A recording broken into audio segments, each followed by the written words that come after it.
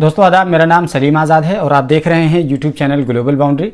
आज के इस वीडियो में हम आपको राजस्थान के भरतपुर के रहने वाले नासिर और जुनैद के हत्याकांड की पूरी कहानी तफसील से समझाएंगे और साथ ही साथ ये भी बताएंगे कि दरअसल उनके हत्याकांड के बाद क्या कुछ डेवलपमेंट सामने आया और किस तरह की पैरेलल कुछ चीज़ें और भी साथ में चल रही हैं। तो तमाम चीज़ें आपको तसल्ली से बताएंगे।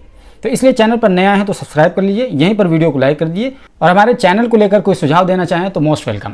चलिए कहानी की शुरुआत करते हैं और कहानी की शुरुआत एक नाम से करते हैं। नाम है मोनू मानेसर।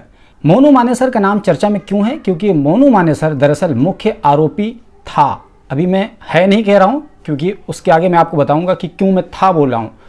मुख्य आरोपी था और फिलहाल मोनू मानेसर को लेकर के उसके सपोर्ट में हिंदूवादी संगठन खुलकर मैदान में आ गए हैं। 22 फरवरी को हिंदूवादी संगठनों ने, बल्कि कहें तो 150 लगभग गांव के लोगों ने, जो कि हिंदूवादी संगठनों से जुड़े थे या कार्यकर्ता थे, उनके पदाधिकारी थे वगैरह वगैरह, उन लोगों ने हरियाणा के मानेसर में मोनू मानेसर के सपोर्ट में जाकर के महापंचायत की, जिसको खाप पंचायत भी आप कह सकते हैं, और उसमें बहुत ही आपत्तिजनक बातें की गई। साफ साफ ये कहा गया कि हरियाणा पुलिस इस मामले में अगर मोनू मानेसर को घसीटेगी तो हरियाणा पुलिस की खैर नहीं होगी। भारत भूषण नाम के एक व्यक्ति ने उस महाखाप पंचायत में अलल ऐलान ये कहा कि राजस्थान की पुलिस अगर हमारे लोगों के खिलाफ कोई कार्रवाई करेगी तो याद रखिए कि वो आएगी अपने पैरों पर, लेकिन अपने पैरों पर वापस चलकर जा नहीं पाएगी। इस तरीके से प्रशासन के खिलाफ एक तरीके से अलल ऐलान जंग छेड़ दिया गया है और ये कोई छुपे और कोई ऐसी जगह पर नहीं, बल्कि अलल ऐलान महापंचायत में 150 गांव के कार्यकर्ता, लोग, पदाधिकारी, तमाम लोग मौजूद थे और माइक पर ये तमाम भाषण दिए जा रहे थे, रिकॉर्डिंग हो रही थी, तमाम चीज़ें। तो ये पूरी हैपनिंग हुई और इसके अलावा मोनू मानेसर के सपोर्ट में रैली भी निकाली गई और नारे लगाए गए, मोनू मानेसर तुम संघर्ष करो, हम तुम्हारे साथ हैं, इस तरह के नारे लगाए गए। अच्छा, इस नारों का असर क्या हुआ?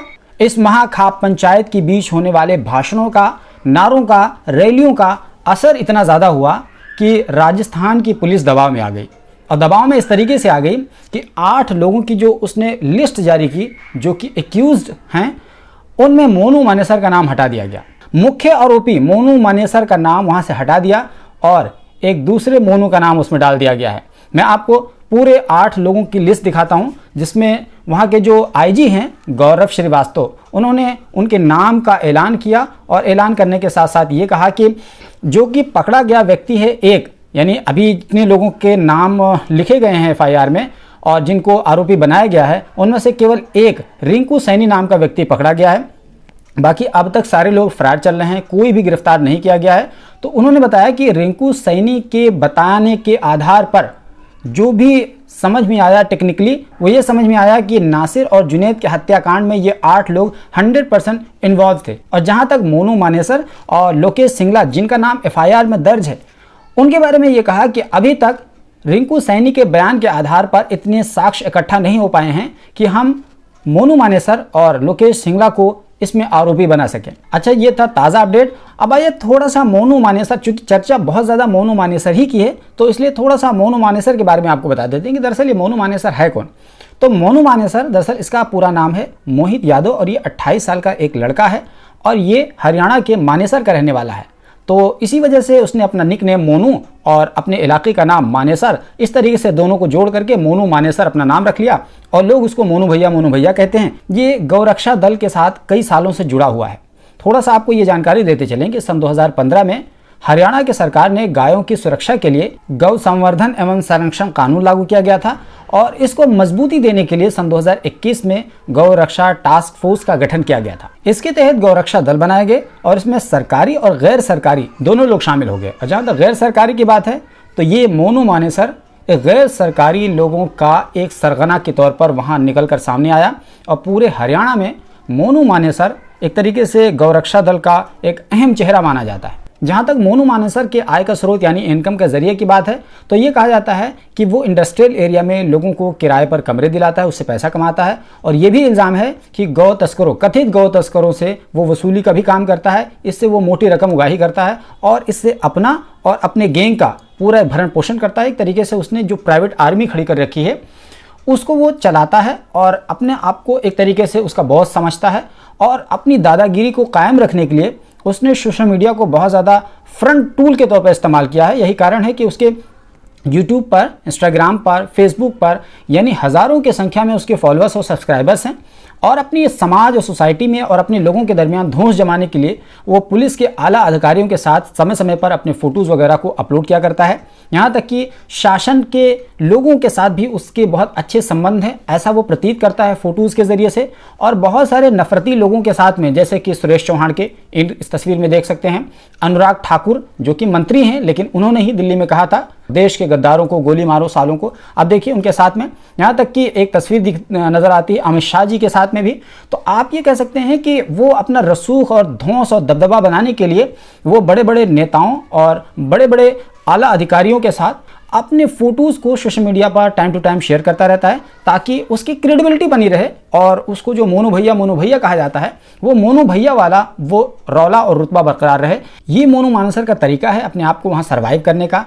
और एक बात और बता दें कि मोनू मानेसर अपने फेसबुक अकाउंट पर और अपने दूसरे सोशल मीडिया अकाउंट पर कथित गौ तस्करों का पीछा करते हुए और इस तरीके से बंदूक के साथ और कई सारे पिस्टल, हालांकि वो कहता है कि ये कानूनी तमाम है, लाइसेंसेस हैं, लेकिन वो इस तरीके से खुलेआम हथियारों की नुमाइश करता हुआ और लाइव फायरिंग करता हुआ और इस तरह की चीज़ें वो करता हुआ अपने सोशल मीडिया अकाउंट पर लगातार अपलोड करता रहता है।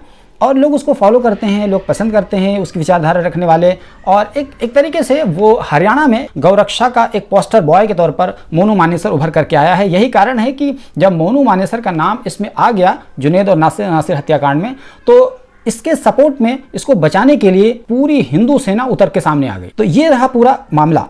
अब थोड़ा सा एक और डेवलपमेंट आपको बताते हैं इस केस में। एक डेवलपमेंट ये हुआ कि 17 फरवरी को, चूंकि 16 फरवरी को उन दोनों की एक जली हुई लाश मिली थी, और 17 फरवरी को राजस्थान की पुलिस ने हरियाणा पुलिस के साथ में मिलकर के एक ज्वाइंट ऑपरेशन के तौर पर उनमें से एक आरोपी जिसका नाम है श्रीकांत के घर पर सुबह सवेरे जाकर के वो दस्तक देती है। आरोप ये है कि श्रीकांत की पत्नी 9 महीने की गर्भवती थी और पुलिस ने इतना जोर से दरवाज़ा धकेला कि उसके पेट में दरवाज़ा जा लगा और पुलिस की धक्का मुक्की के दौरान वो उनकी बीवी गिर गई और जिसके नतीजे में उसका 9 महीने का बच्चा यानी पेट ही के अंदर मर गया। जबकि पुलिस का वर्जन सामने आया है और पुलिस ने ये कहा है कि उनका ये आरोप पुलिस वालों पर बेबुनियाद है। ये तो वो आफ्टर इफेक्ट्स थे जिस घटना की वजह से तमाम आफ्टर इफेक्ट्स पेश आए। अब आइए आपको उस घटना के बारे में बताते हैं जिस घटना की वजह से तमाम चीज़ें हुई। तो दरअसल मुख्य घटना यह है कि 14 फरवरी सन 2023 को 2 लोग, एक का नाम था नासिर और एक का नाम था जुनैद। नासिर और जुनैद दोनों राजस्थान के भरतपुर इलाके के घाटमीका गांव के रहने वाले थे। वो लोग एक बोलेरो गाड़ी अपने किसी रिश्तेदार की मांग करके एक दूसरे रिश्तेदार के यहाँ जाते हैं और जाने के पहले ही रास्ते ही में कुछ बजरंग दल के लोग गौ तस्करी के आरोप में उनका अगवा कर लेते हैं और फिर अगवा करने के बाद उनको हरियाणा में लेकर के आते हैं और उनके साथ ज़बरदस्त मारपीट करते हैं, बुरी तरीके से मारते पीटते हैं। ऐसा परिवार वालों का आरोप है, मृतकों के परिवार वालों का। और मारपीट करने के बाद में नूंह ज़िले के फिरोज़पुर झीरका थाने में उनको ले जाते हैं और पुलिस को सौंपते हैं। लेकिन पुलिस ये कहती है कि इनकी हालत ठीक नहीं है, इसलिए इनको सबसे पहले हॉस्पिटल ले जाया जाए। तो वो लोग यानी जिनके बारे में आरोप है वो लोग उनको बजाय हॉस्पिटल ले जाने के वो लोहारू एक इलाका है जो कि राजस्थान और हरियाणा के बॉर्डर पर पड़ता है, वहाँ ले जा कर के एक कच्चे रास्ते पर बोलेरो गाड़ी सहित आग लगा देते हैं और उसी में वो दोनों लोग जलकर मर जाते हैं।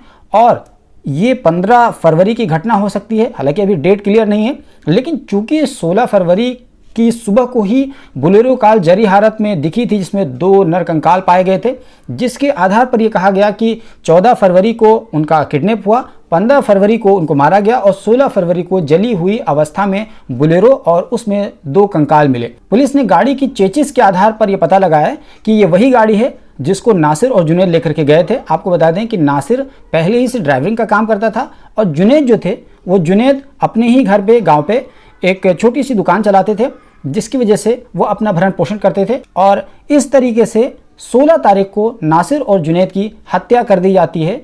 कथित तौर पर उनके ऊपर आरोप लगता है कि उन्होंने गौ तस्करी का काम किया। इतना सुनने के बाद आखिर में आइए आपको बताते हैं कि दरअसल हरियाणा में मेवात, नूंह, राजस्थान, अलवर, इन तमाम इलाकों में जो कुछ भी घटनाएं हुई हैं गौ तस्करी के नाम पर या गाय का गोश्त खाने के नाम पर या अलग अलग, और वो किस तरह की घटनाएं हुई हैं थोड़ा सा मैं ब्रीफली आपको बता देता हूँ। सबसे पहले हम 2017 से शुरुआत करते हैं और ये घटनाएं याद रखिए बीजेपी की सरकार बनने के बाद से बढ़ी हैं, क्योंकि बीजेपी की सरकार बनने के बाद में हिंदूवादी संगठन खुलकर मैदान में आ गए और उनको लगने लगा कि हमारे पीछे हमारा माई बाप बीजेपी मौजूद है, इस वजह से हम कुछ भी करेंगे, हमारे खिलाफ कोई भी कानूनी कार्रवाई नहीं की जाएगी। तो इस तरीके से 1 अप्रैल सन 2017 को सबसे पहले आपको याद होगा कि पहलू खान का अलवर में कत्ल कर दिया जाता है पीट पीट कर, और उन पर क्या था कि उन पर गौहत्या का आरोप था। और आपको बता दें कि पहलू खान हरियाणा में मुस्लिम मेजॉरिटी इलाका मेवात के रहने वाले थे और वो पशुपालक का काम किया करते थे।